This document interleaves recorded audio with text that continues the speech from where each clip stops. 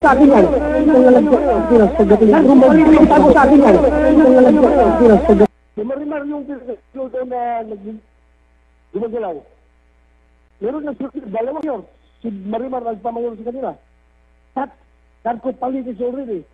Tapos tayo na tayo na makinabang sa pera ng narcotic. Satisfied lang kayo magkapera na gano'n. Hindi nyo iniisip yung future. Diyos ko. Awa kayo sa Pilipinas. Naintindihan niyo ako? Sino galing sa akin? Sino gusto makipagsuntukan sa akin ngayon? Ha? Gusto mo makipagsuntukan sa akin? Lalabanan ko kayo. Kahit ilan kayo, suntukan tayo kung galing kayo sa akin. Ha? Alin mga pulis yung kausap? Oo, obvious, mga pulis. Alam po yun, one year and a half na iwan sa servisyo sa 20. After this, retired ako. Pag-retired ko, kayo na maiwan. Tingnan ninyo kung ano mangyari sa 20 pag nagpapabaya yung liderato ng 20. After that, pwede na ako patayin. Pwede na ako ambusin pag sibilan ako. Ganito, ambusin ako. I am ready. Patayin ako. Basta, hanggat ako ang 20, hindi ako papayag na kayo mga putang ina nakikinabang sa pera ng duga, putang ina. Kaya pag, ha?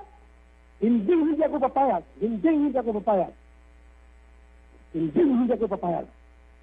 Kaya pag-abot sa susunod impyerno, hindi ko kayo atrasan. Let this be clear to everyone. Yung iba dyan na hindi nag-surrender. Kahit nalalagyan kayo. Panahon na ito, para bago tayo.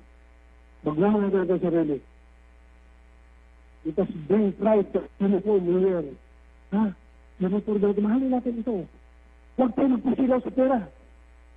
Huwag tayo magpasilaw sa pera. Kalimutan niyo ang pera. Masama yan. Lalo na pagtira sa droga. Hindi nyo alam ngayon, yung pera ng illegal gambling at saka illegal drugs, naghalo-halo na yan.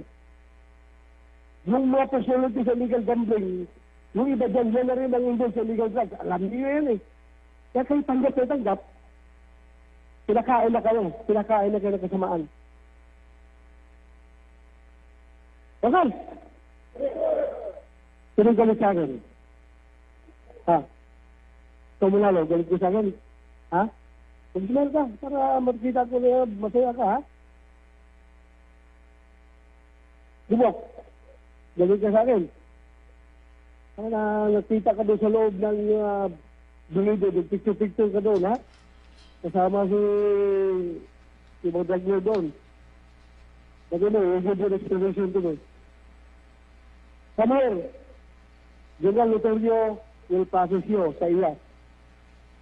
Isiwalat nyo lahat ng dapat isiwalat mo. Sansa na natin ito. Ha? Kung matagal na kayo nag-enjoy dyan, sansa na ito kayo, tumulong kayo sa pinti. Para matapos natin yung problema na ito. Sabihin nyo lahat ng alam nyo. Sabihin nyo gusto nyo sabihin. Ha? O, P1, Monsul, saan ka asal? Ha?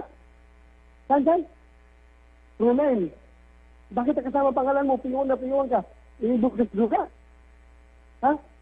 Hindi mo alam. Bakit nandun pangalan mo? Sigurado ka, hindi mo alam, ha? Wala kayong involvement. Patayin ko nga yung krimen, ikaw pa P1, pag involved ka sa lugar, patayin kita. Ha? Sige. So, Vanir, punta ka doon sa processing ng IAS. Makinig ka sa stasyon ng General. Dito din, ako'y galit bilang ama ninyo. Ha? Ganun kayo, galit sa inyong mga anak. Ayaw natin yung mga anak natin mapunta sa kasamaan. At meron tayo pagkikitahan. Ha? Yung PNP. Ha? Pareho tayong galit sa droga. Kaya, pagtutulungan tayo. I told you. Sino gusto tumulong sa gira, sa droga? Taas ang kamay. Taas! Mababa yung Sisipitin ka. Ikaw, ayaw mong itaas yung braso mo. Sige, baba. So, after this, magkalibutan na tayo, magkalibutan. Kung gusto tumulong kayo, ha? Tulungan natin. Huwag natin pabayaan Pilipinas malugmok dito. Mga pamilya natin, yung mga anak na maliliit, ayaw natin yung mga anak natin papunta sa hindi maganda. Okay. Galit pa rin kayo sa akin? Ako hindi na ko galit. Palabas ako sa manunod. As your father, I am still Pilipinas malugmok dito. Mga pamilya natin, yung mga anak na maliliit, ayaw natin yung mga anak natin papunta sa hindi maganda. Okay. Galit pa rin kayo sa akin? Ako hindi na ko galit. Palabas ako sa manunod. As your father, I am still welcoming you. Hindi ko kayo ipapakain sa buhaya. Basta mag-cooperate lang kayo sa iya. Okay? Ayos! Yung mga patago-tago mukha dyan, ayaw mo marap sa akin ikaw. Mga guilty ka ata kanina ka mga patago-tago. Saan ka pasan? Ha? Pronay. Anong involvement mo doon? Wala? Gumado ka? Gumagamit ka? Hindi. Hindi ka gumagamit? Nakapag-bagpos ka na? Nasutid, nagatid. Nagatid. May listen to General Luterio. Okay, Arlene. Ayun. Simula pa lang ng kanyang kaninang pakikipag-usap dito sa mga pulis, Arlene, ay napamura na siya. Sabi nga niya, pagod na daw siya. Hindi daw niya akalain na ganito karami, ito kalala ang sitwasyon nitong mga aktibong miyembro ng PNP. Ito yung sinabi niya na malinaw kanina.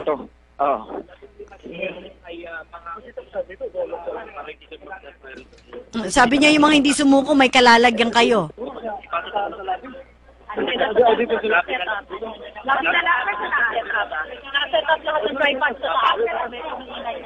Okay, alright, sige.